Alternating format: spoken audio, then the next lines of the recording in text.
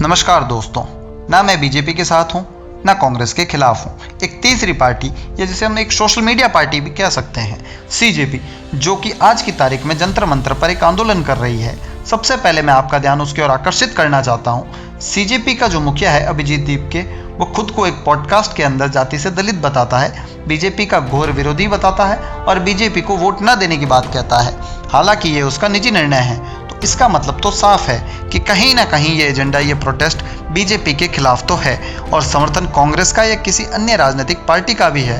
उसके बाद दूसरी चीज़, इस धरना प्रदर्शन और आंदोलन के अंदर वो सारे कार्य हो रहे हैं जिन्हें नहीं होना चाहिए।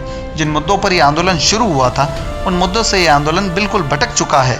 ये प्रदर्शन व आंदोलन शुरू हुआ था नीट परीक्षा के पेपर लीक और धर्मेंद्र प्रधान के इस्तीफे की मांग को लेकर, मगर आज इस आंदोलन का मुद्दा कुछ और बन चुका है।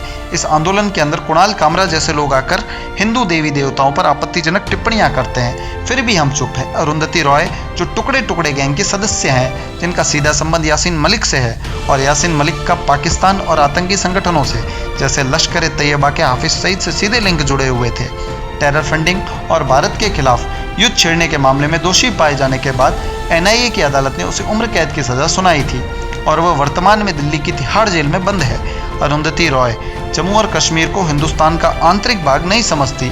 खुले मंच से कई बार अपने अनुमोदन में भी वह इस बात का जिक्र कर चुकी है। अरुंधति रॉय ने अपना पूर्ण समर्थन इस प्रोटेस्ट को दिया है।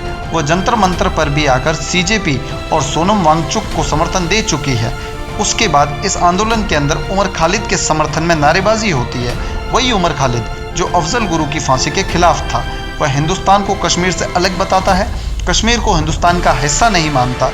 यह वही उमर खालिद है जो बुरहान वानी को एक क्रांतिकारी बताता है।